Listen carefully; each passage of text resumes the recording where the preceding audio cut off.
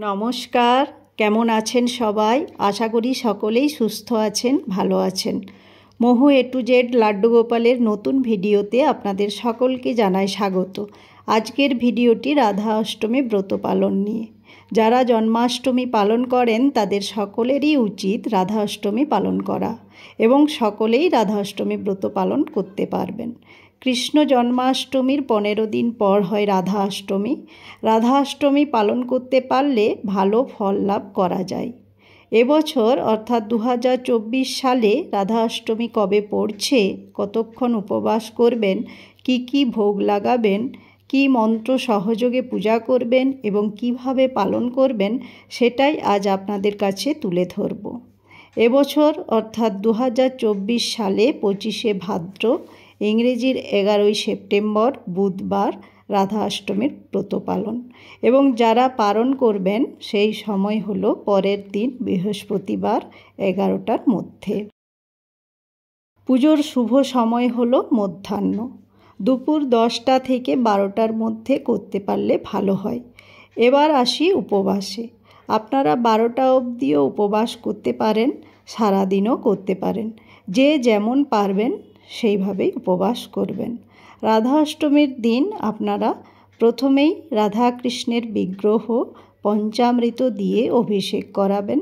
বারবার বলি, আবারও বলছি, দই, দুধ, মধু, চিনি, ঘি এই 5টি জিনিস দিয়ে পঞ্চামৃত তৈরি করে অভিষেক করাবেন বা স্নান করাবেন। তারপর পরিষ্কার জল নেবেন।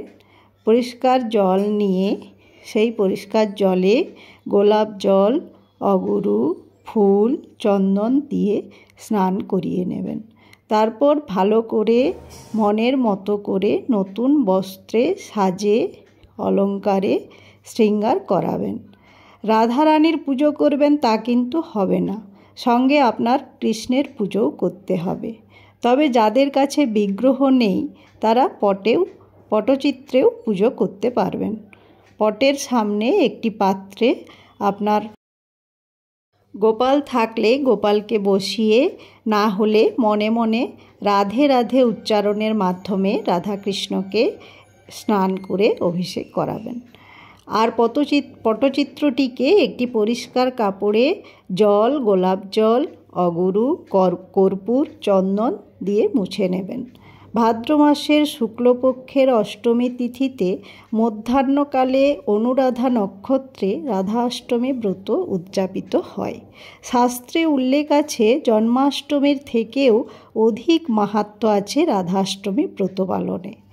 একটি রাধাষ্টমী ব্রত পালন করলে নাকি 1 লক্ষ একাদশী, 1000 কন্যাদান, পর্বত সমান স্বর্ণদান এবং যতগুলো তীর্থক্ষেত্র আছে যেখানে সশরীরে গেলে যে পুণ্যফল লাভ করা যায় তার সমান ফল লাভ হয় একটি রাধাষ্টমী ব্রত পালনে। শৃঙ্গার করিয়ে নেবেন। দিয়ে উপকরণ হিসেবে আপনি ধূপ, দীপ, আতপ চাল, ফুল, ফল, মিষ্টান্ন আপনারা যেভাবে পারবেন, যেমন পারবেন আয়োজন করবেন। দিয়ে প্রথমে ওং নমো গণেশায় নমো বলে গণেশ দেবতার পায়ে ফুল দেবেন। গণেশ দেবতার বিগ্রহ না থাকলে আপনারা মনে মনে গণেশ দেবতার নামে ফুল দেবেন। দিয়ে পুজো শুরু করবেন। শ্রীকৃষ্ণের চরণে তুলসীপত্র দেবেন, কিন্তু রাধারানীকে দেবেন না। কৃষ্ণ প্রণাম মন্ত্র বলবেন, হে কৃষ্ণ করুণা সিন্ধু দীনবন্ধু জগৎপথে গোপেশ গোপিকাকান্ত রাধাকান্ত নমস্তুতে বলে কৃষ্ণের পায়ে ফুল দেবেন। তারপর রাধারানীর প্রণাম মন্ত্র বলবেন, তপ্ত কাঞ্চন গৌরাঙ্গী রাধে বৃন্দাবনেশ্বরী বৃষভানুসুতে দেবী প্রণমামি হরিপ্রিয়ে। এই প্রণাম মন্ত্র বলে ফুল দেবেন, প্রণাম করবেন, করে তারপরে আরতি করবেন। আরতি করা হয়ে গেলে রাধাকৃষ্ণের প্রণাম মন্ত্র বলে এসো পুষ্পাঞ্জলি রাধা কৃষ্ণায় নমস্তুতে 3 বার বলে পুষ্পাঞ্জলি দেবেন। তারপর রাধার অষ্টোত্তর শতনাম পাঠ করে পুজো শেষ করবেন। 12টা পর্যন্ত যারা উপবাস থাকবেন তারা তারপর নিরামিষ অন্ন গ্রহণ করতে পারেন এবং ফলমূল খেয়েও থাকতে পারেন।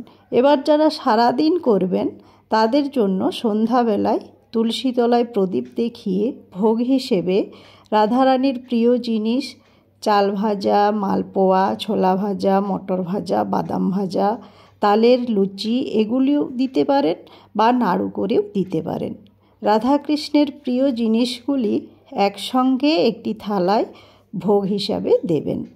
ভোগ লাগানো হয়ে গেলে ধূপ জ্বালাবেন, প্রদীপ জ্বালাবেন, ধূনা দেবেন, দিয়ে রাধার অষ্টোত্তর শতনাম সন্ধ্যাবেলায় পাঠ করবেন।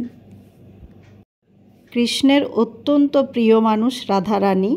এইভাবে রাধারানীর ব্রত পালন করলে আপনার বাড়ির গোপালটিকেও খুশি করতে পারবেন এবং রাধারানীর কৃপা লাভ করবেন। ভিডিওটি তাহলে এখানেই শেষ করছি।